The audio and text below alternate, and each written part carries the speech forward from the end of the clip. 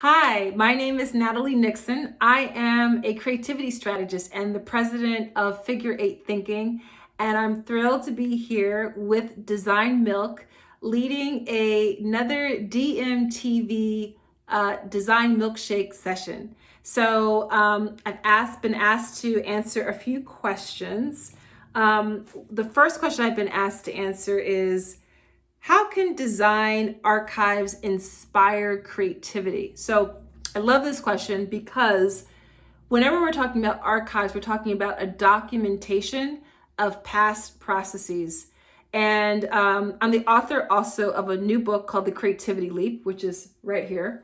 And one of the things, I think it's a chapter in my book actually, I talk about how there's actually nothing new under the sun.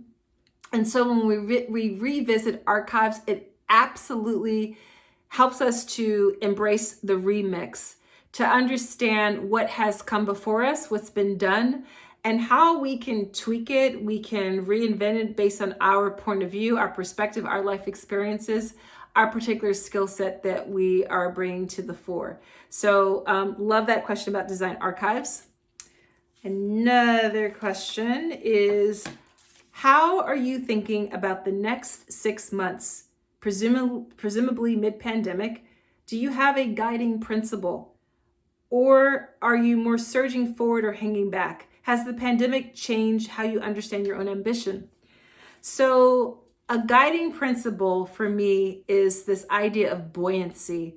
And back in March 2020, when the COVID-19 global health pandemic really became a reality for us in the United States, I started signing off all of my emails with "Stay Buoyant, Natalie."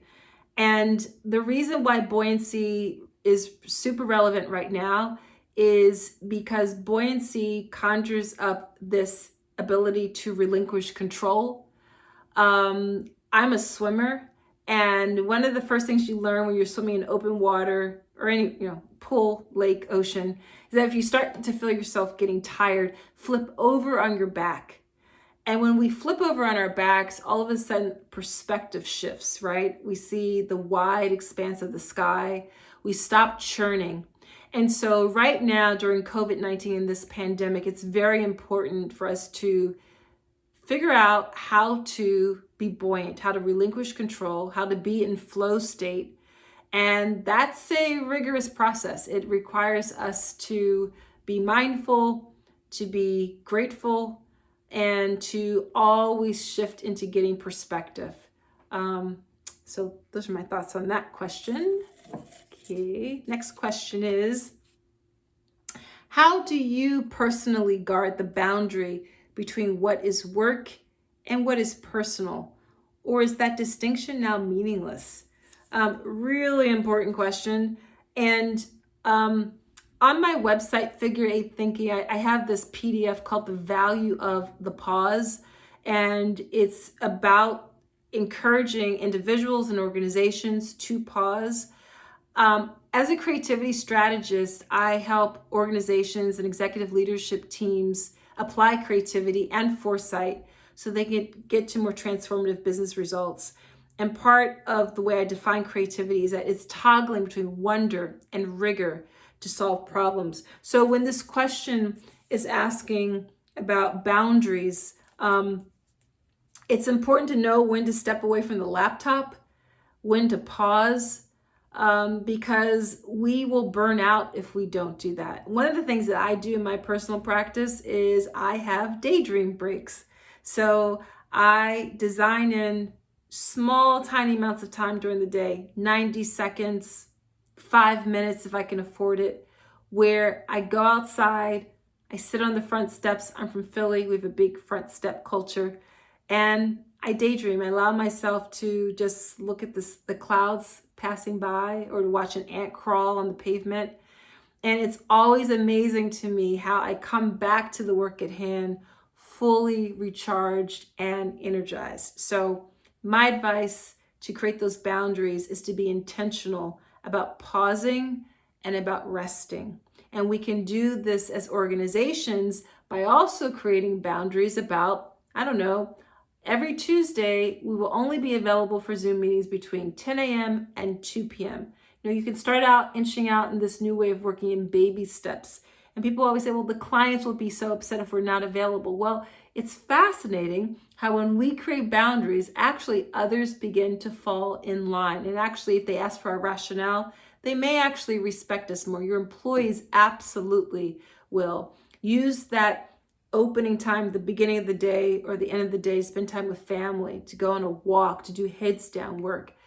So rest is one way to go about that. And my last question that I'll answer is, do stressful times spur creativity or tamp it down? Are there certain characteristics or practices that can help us stay in the former zone? So during this time of COVID-19, it's certainly stressful. Different ones of us, you may be going through this. Friends, family are going through layoffs or going through furloughs. And that requires all sorts of stress, not to even mention if you're actually physically affected by COVID-19 and you're not well, if you're sick. But in times of stress, in more general terms, here's the thing about creativity. Creativity loves constraints, right? Creativity loves constraints on time. Creativity loves constraints on financial resources and money. And creativity loves constraints on people resources. So the good news is that actually during this time of constraint and kind of a pressure cooker feeling, it's actually when we come up with our best hacks, our most interesting new strategic partnerships, because we actually can now, through digital platforms, collaborate with someone in Johannesburg or in Seoul, South Korea.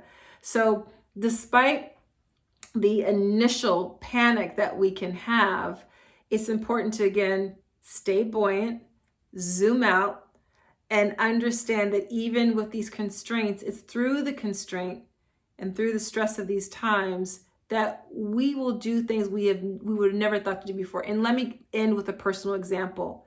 As I mentioned, I'm the author of The Creativity Leap. It launched this June 2020.